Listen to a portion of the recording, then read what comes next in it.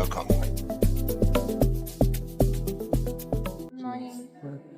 So they are all therapists. Okay. The physical, the lead, it's part of the.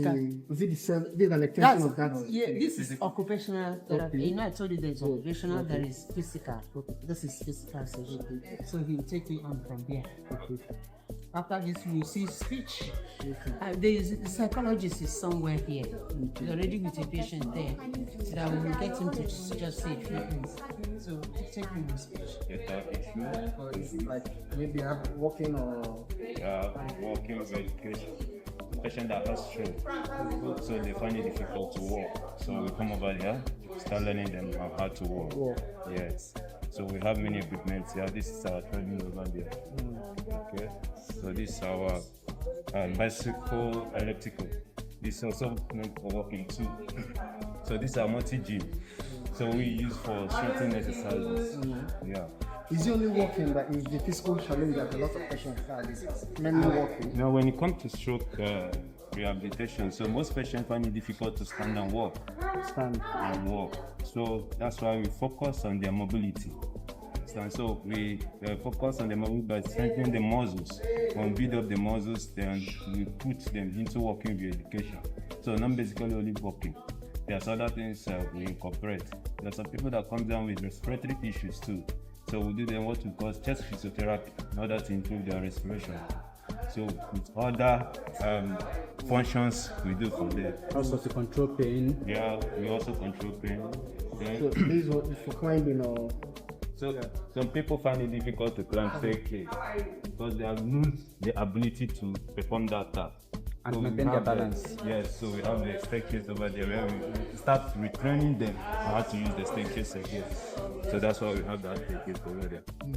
Alright, so basically what we do is that we tend to manage patients that come down with speech difficulty and even those that come down with swallowing difficulty.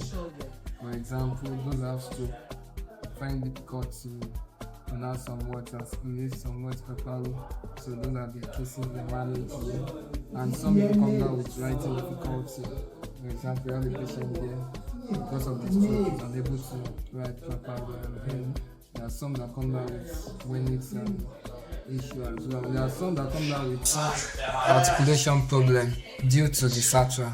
So we also due to the satra difficulty articulating words due to the weakness in the muscles controlling speech. So we also do that.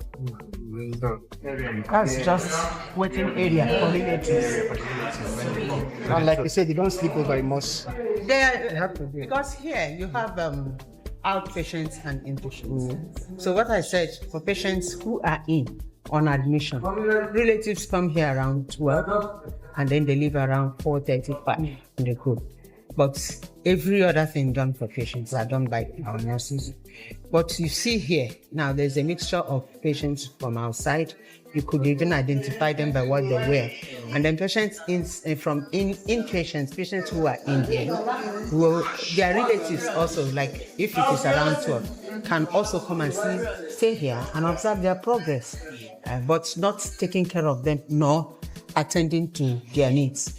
We attend holistically for their needs.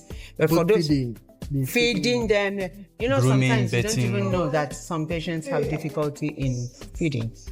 And then when people outside want to feed them, if they are not swallowing, they force them, and before you know it, they have aspiration.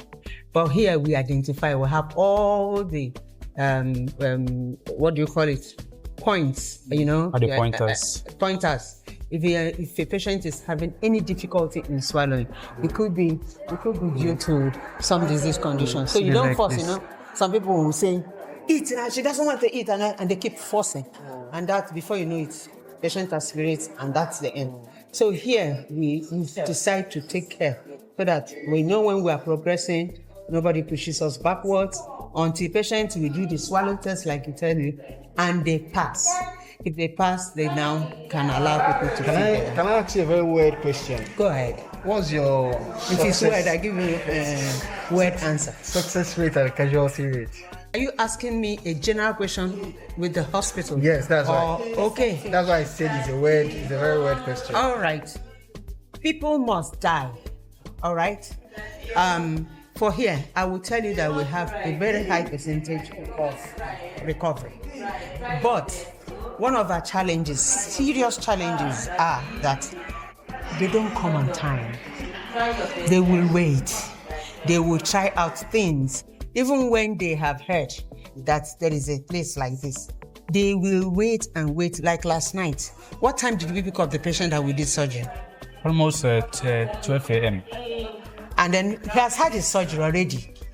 He was picked up that time and he has had surgery already. When they try and they call us. And when they call us, we're always on our feet, running helter-skelter. And so we succeed. And we are very happy because it makes, of course, it makes us different from other people. So success rate, there are times we don't win. Because there are times also people have to die. Do you understand? There are times we don't win.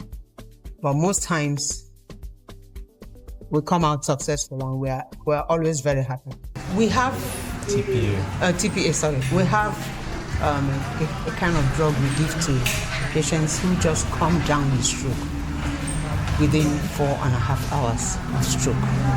There is a drug that is given, but before that drug is given, we do a CT of the brain. There are two types of stroke. One is hemorrhagic and one is ischemic. We call it ischemic. One is what? Hemorrhagic and the other one is what? One is hemorrhagic, that's bleeding. The other one is ischemic, blockage. That's blood clot blocking the vessel.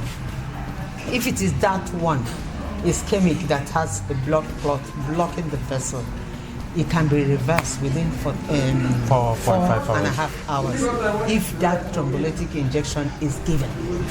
Do you understand? So we have done sensitization, trying to let people know. Some people still believe that stroke is spiritual, like Juju, the more Amane Akante, and so on and so forth.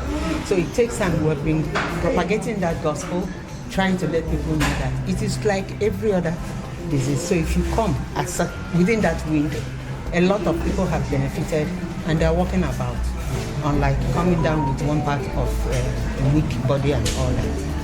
So that's what it is.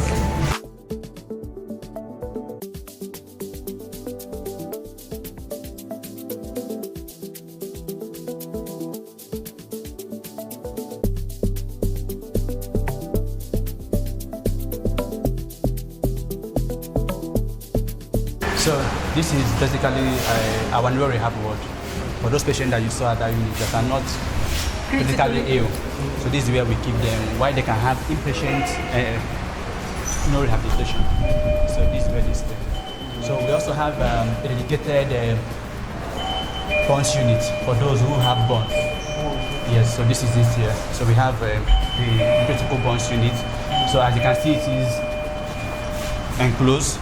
This is one to also limit infection, then reduce the chances of dehydration, and also to control flow of people in and out of the place. We also have to have dedicated staff who attend to them, so that we limit the chances of too many hands, which will expose them to too many other things. And so, sometimes once you have a burn, you may lose some self-image.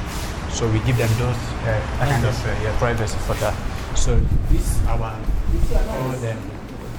is our private wards. Yeah, so the way they are, so with everything equipped to take care of the patient. Then we also have what we call the medical surge wards. Like this one is the 3-bedded ward, but this other one's on this way. It's just single room, as you saw downstairs. The same thing up here. This is nursing station for the nurses who work up here. Then we have a pathway here, ramp. We saw it in front of the dialysis unit, if you remember. Yes. This is where it leads to. Yes. So And you can't drive up to it. No. So what we The do is, wheelchair, the bed has roads. You can just. for those patients that cannot walk on their own, that cannot use the staircase, we take them down from here and bring them back from here. But over time, when they have improved, they can now start using the stairs under supervision. Then we take get belts. That is also part of their rehabilitation. So that's what we do here. Okay, so VIP section. yes, so this is like a common lounge for them. whereby if they have guests that they will not want to entertain inside they can stay. Entertain guests. We don't allow more than 2 people at a time. So the patient, instead of even staying at the room all day, can come out here. Assuming this is a hotel, this is like the presidential suite. So, and that's the nursing station. But for the nurse who attends to the patients here. There are only 3 rooms. And they are all occupied. They have their kitchenettes. Okay. Where you have your microwave, your fridge, and all that. But for the common people, do they also have their own kitchen? Or is it only for the VIP? That kitchen, they don't cook there anyway. I said kitchenette. It's just to warm food.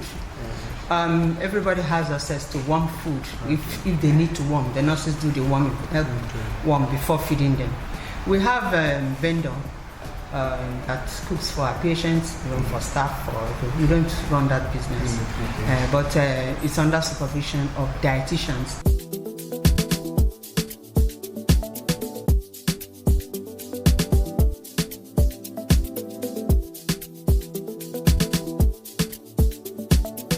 I don't want to be